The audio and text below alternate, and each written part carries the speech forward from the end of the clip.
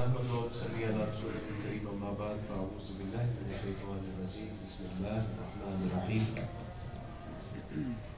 قال الله سبحانه وتعالى في القرآن المجيد في القرآن الحميد شهر رمضان الذي أنزل فيه القرآن وقال رسول الله صلى الله عليه وسلم الصوم لي وأنا أجزي به صدق الله العظيم وصدق رسوله النبي الكريم وما بعد رب اشرح لي صدري ويسر لي امري واحلل عقدة من لساني يفقهوا قولي ربي زدني علما آمين یا رب العالمین۔ ہر طرح کی تعریف اللہ سبحانہ و تعالیٰ کے لیے ہے جو رب ہے تمام جہانوں کا اور جس کے اختیار میں ہم سب کی جان ہے اور بالآخر ہم سب کو اسی کی طرف لوٹ کر جانا ہے۔ کروڑوں درود و سلام نبی کریم صلی اللہ علیہ وسلم کی ذات اقدس پر کہ جنہوں نے بھٹکی ہوئی انسانیت کو ایک ایسا صراط مستقیم عطا کیا کہ جس پر چلنے کا انعام اللہ کے یہاں وسیع جنتیں۔ معزز حاضرین کرام، علماء کرام، اللہ سبحانہ وتعالی ان کا سایہ ہمارے سروں پہ سلامت رکھے اور ان کو جزائے خیر عطا فرمائے کہ یہ خود نیچے بیٹھے ہوئے ہیں اور انہوں نے مجھے اوپر بٹھا دیا۔ تو الحمدللہ اسلام تو آیا ہی نیچوں کو اونچا کرنے کے لیے، یہ ذلیلوں کو عزت دینے کے لیے آیا، یہ کمزوروں کو طاقت دینے کے لیے آیا، یہ پستوں کو بالا کرنے کے لیے آیا۔ یہ اسلام کی خوبی ہے۔ ابھی کچھ عرصہ پہلے کی بات ہے کہ جب اللہ سبحانہ و تعالیٰ نے اسلام قبول کرنے کی توفیق عطا فرمائی تو میں کوئی قابل ذکر شخص نہیں تھا، کوئی جانتا نہیں تھا، لیکن اس اسلام نے اتنی عزت عطا فرمائی کہ آج آپ کے سامنے بٹھا دیا۔ کئی بار ایسے ہوا کہ کیا ہی قریب تھا کہ مسجد میں جماعت کھڑی ہونے لگی تھی، تکبیر اولیٰ ہونے کو ہی تھی کہ کسی نے بتایا کہ باہر عبد البارث بھائی ہیں، اور جوتوں والی جگہوں پہ کھڑا ہو کے نماز پڑھنے ہی لگا تھا تو کسی نے کہا کہ آج عبد البارث بھائی آئے ہیں، یہ بات بھی کریں گے اور ساتھ میں آج جماعت بھی یہ پڑھائیں گے۔ تو سچی بات ہے کہ اس وقت یقین ہوتا ہے کہ اسلام اور مسلمان یہ دونوں ہی اللہ سبحانہ و تعالیٰ کی بہت بڑی نعمتیں ہیں کہ یہ اپنے بعد میں آنے والوں کو اپنے آگے کھڑا کر دیتے ہیں۔ تو اللہ سبحانہ و تعالیٰ آپ لوگوں کو جزائے خیر عطا فرمائے۔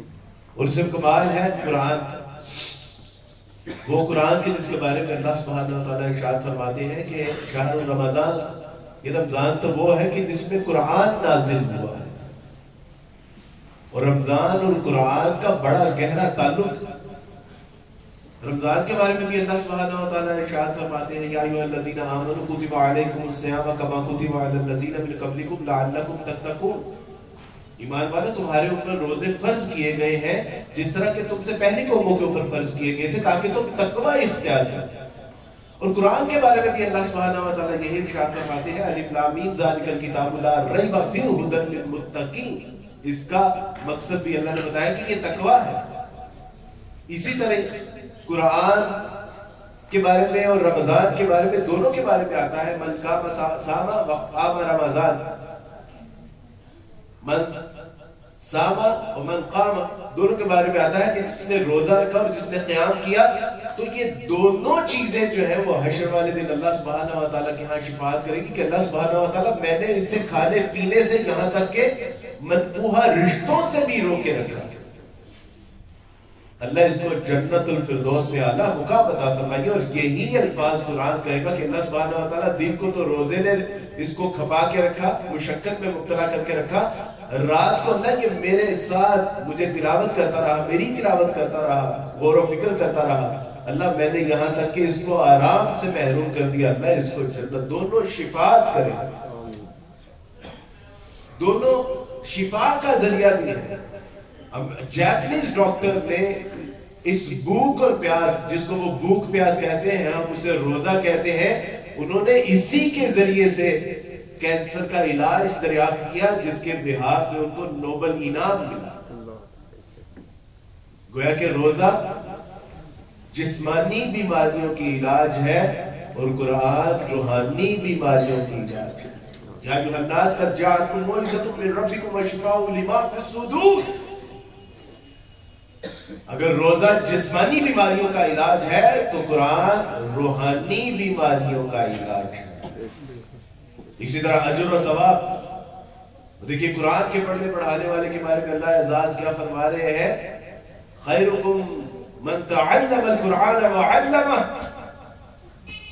پھر فرمایا کہ یہ قرآن، اس کی ایک صورت ایسی ہے کہ اگر انسان 3 بار پڑھتا ہے تو پورا قرآن پڑھنے کے مترادف ہے. پھر یہ فرمایا کہ اس کے ایک ایک حرف پہ 10 نیکیاں ہیں. اور یہی قرآن کے بارے میں، رمضان کے بارے میں آتا ہے کہ رمضان اللہ سبحانہ و تعالیٰ کی توفیق سے رمضان کی ایک رات ایسی ہے من 1000 شہر، 1000 مہینے، گویا کہ 83 سال کی عبادت.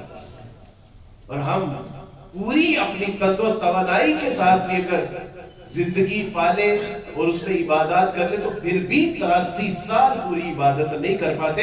لیکن قرآن کے پڑھنے کا اجر و ثواب بھی خوب، اور رمضان کی ایک رات کا اجر و ثواب بھی خوب میرے دوستوں بھائی. اور اللہ سبحانہ و تعالیٰ کے رسول نے ایک حدیث قدسی بتائی، اور وہ یہ کہ اللہ سبحانہ و تعالیٰ ارشاد فرماتے ہیں الصوم لی وانا اجزی، کہ یہ روزہ میرے لیے ہے اور میں خود ہی اس کی جزا ہوں. تو محدثین نے لکھا ہے کہ سارے اعمال کی جزا تو اللہ ہی دیتے ہیں، لیکن اس کا ایک دوسرا ترجمہ بھی ہے، وہ یہ ہے کہ یہ روزہ میرے لیے ہے اور میں خود ہی اس کی جزا ہوں. تو جس کو اللہ مل گیا، جس کو رب مل گیا، اس کو گویا کہ سب مل گیا. میرے دوستوں بھائیو بزرگوں، یہ رمضان اور قرآن کا ایک گہرا تعلق ہے. رمضان میں اپنے آپ کو لگا دیجئے، کھپا دیجئے، اور قرآن کے ساتھ جڑنے والوں کا حق یہ ہے کہ اللہ سبحانہ و تعالیٰ پھر اسے عزت، مقام و مرتبے، رفعتیں عطا فرماتا ہے. یہ قرآن پڑھنے والوں کا اعزاز. خیرکم من تعلم القرآن وعلمہ، تم میں سے سب سے بہترین شخص وہ جو قرآن پڑھتا ہے، پڑھاتا ہے، سیکھتا ہے، سکھاتا ہے، سنتا ہے، سناتا ہے. تو اللہ سبحانہ و تعالیٰ ہمیں قرآن کو پڑھنے، پڑھانے، سمجھنے، سنانے کی توفیق عطا فرمائے، اور اس پہ غور و فکر، تدبر و تفکر کرنے کی توفیق عطا فرمائے. بیٹے نے پوچھا کہ بھائی یہ ہر سال رمضان کیوں آ جاتا ہے؟ تو میں نے توقف کیا اور میں نے بتایا کہ بیٹا یہ 2 چیزیں ہیں، ایک بات بتانے کے لیے آتا ہے، ایک احساس دلانے کے لیے آتا ہے. بات یہ بتانے کے لیے آتا ہے کہ تم مسلمان ایک بہت اچھی قوم ہو،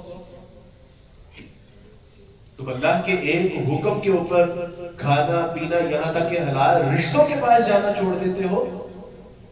تم بڑے زبردست لوگ ہو. ہٹلر نے کہا تھا کہ اگر ایسی قوم مجھے میسر آ جائے کہ جو سال میں بھوک پیاس برداشت کر سکتی ہے 1 مہینے، تو میں ایسی مخلوق کے ہوتے ہوئے پوری دنیا کو فتح کر سکتا ہوں. کیونکہ تم جانتے نہیں ہو کہ کتنا سیلف کانفیڈنس ہوتا ہے، اپنے آپ کو روکنا کھانے پینے سے. اگر میرے پاس ایسی کوئی قوم ہوتی تو میں پوری دنیا فتح کرتا. تو یہ رمضان ہمیں یہ بتانے کے لیے آتا ہے کہ تم بڑے مضبوط لوگ ہو، اپنے ارادوں میں، اپنے وعدوں میں، اپنے عہد و پیمان میں بڑے مضبوط لوگ ہو. یہ بتانے کے لیے آتا ہے اور ایک احساس دلانے کے لیے آتا ہے کہ چلو اگر اللہ کے ایک حکم پہ کھانا پینا چھوڑ سکتے ہو تو پھر سارا سال اللہ کے حرام کردہ احکامات کو کیوں نہیں چھوڑ سکتے؟ رمضان میں حلال چیزیں بھی چھوڑ دیتے تو پورا سال حرام چیزیں کیوں نہیں چھوڑ دیتے؟ اللہ سبحانہ و تعالیٰ سے دعا ہے کہ اللہ سبحانہ و تعالیٰ اس رمضان کا جو مقصد تقوی ہے اس کو پڑھ کے سمجھ کے اس پہ عمل کرنے کی توفیق عطا فرمائے. اس کو پورے سال پہ اللہ اس کے مطابق زندگی بسر کرنے کی توفیق عطا فرمائے. وآخر دعوانا الحمدللہ.